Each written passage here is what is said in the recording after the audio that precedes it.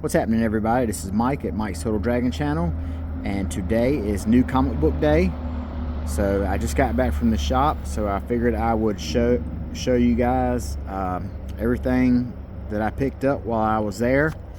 And we'll start off with Chitara number 4.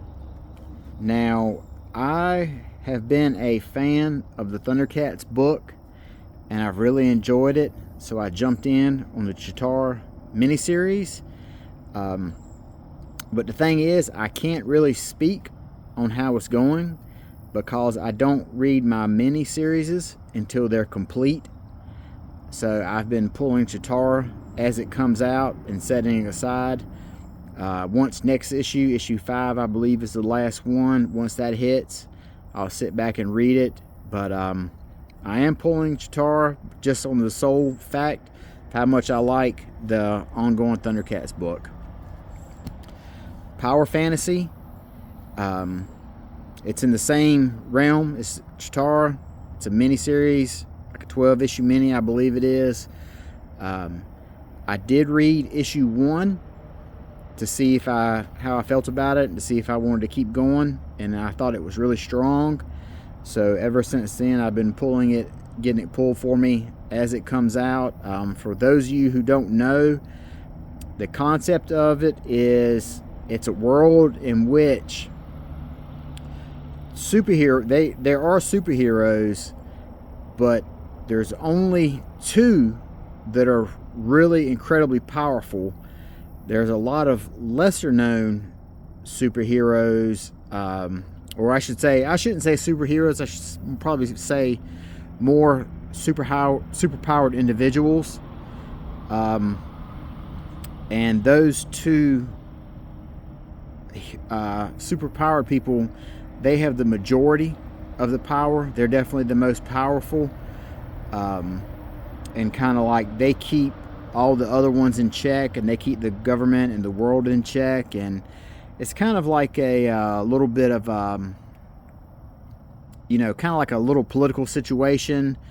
And because some governments want the superpowered individuals on their side, others see them on a threat, and the majority of the superpowered individuals are just trying to, get by. Some of them abuse their powers and live like a decadent celebrity lifestyle or what have you.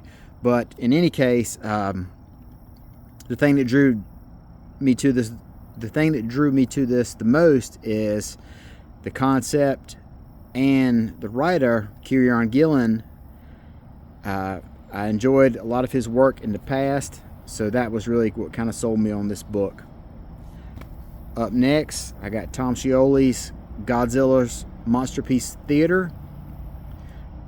This is basically Godzilla meets Great Gatsby.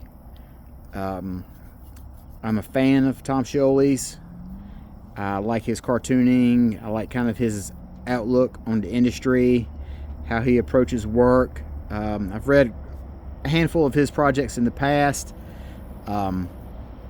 His Kirby and Stan Lee biographies, I enjoyed those. He did a Fantastic Four grand design, which I enjoyed as well. And honestly, seeing him draw Godzilla and do some Godzilla stories, it made perfect sense to me. So I just figured, why not pick it up, give it a shot. Up next, we've got Dazzler. I enjoyed the first issue, although it feels like it's been a long time since the first issue came out, so I'm probably going to have to reread it before I read this one. But I figured I would pick it up. I remember liking the first Dazzler, but I definitely need to refresh my memory as to what's going on here. Next is the new Iron Man. Now, I picked this one up.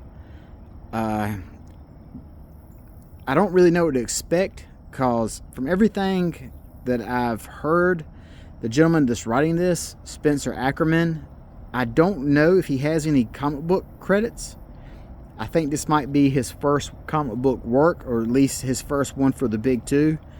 I think he's more of a novelist, of a prose writer. So that right there kind of gave me some trepidation. but I figured I would pick it up, give it a shot. You know, issue 1, I figured if he was onto something, I would be able to pick it up right here on the ground floor. Then we've got Jed MacKay's X-Men, which I've been enjoying since its launch. Same with his Avengers issue. I've been enjoying it since he launched it. I love the team. They've got Dr. Doom here in the background. You know, Doom's going to be leading up to that big line-wide event next year, since he's now the Sorcerer Supreme of the Earth. So a little bit of probably, I guess you would say, foreshadowing of what we're going to be seeing. Doom battling the Avengers and all that's supposed to take place next year, and MacKay's writing that too, so that should be something to look forward to. And his weekly Avengers book, even without the Doom stuff, I really enjoyed. Detective Comics All In, I am picking this up based solely off Tom Taylor is writing it. He just wrapped up Nightwing and he went right into this. So as much as I loved his Nightwing, I couldn't help but take a flyer on this and see if he's still able to capture the magic that he had in Nightwing. So we'll see how it goes. If I'll probably hang on to Detective Comics for an issue or two, give it a time to get its legs underneath it, and if it's not something that I'm really impressed with, I'll just probably cut bait on it. And then we have the big one for this week, Absolute Wonder Woman #1 by Kelly Thompson, who I generally like her work, and I was very skeptical of Absolute Batman, and I was proved wrong by it. I'm skeptical about Absolute Wonder Woman, so I picked this one up, and hopefully I'm proved wrong by it as well. So, you know, it looks so greatly different than any other Wonder Woman we've seen.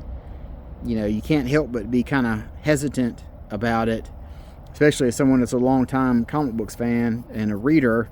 You know, you see this and it looks like a complete 180 than what I know about Wonder Woman. But if the Absolute Batman hadn't hit, I definitely would have been a lot more hesitant to pick this up. So I'm going to give it a shot, and then after I get done reading it, I'm going to talk a little bit more about it in its own separate video. But in conclusion, those are the books I picked up this week. Kind of a slightly average week. So I got a lot of reading to do. You guys take care, and I'll see you in the next video. Bye-bye.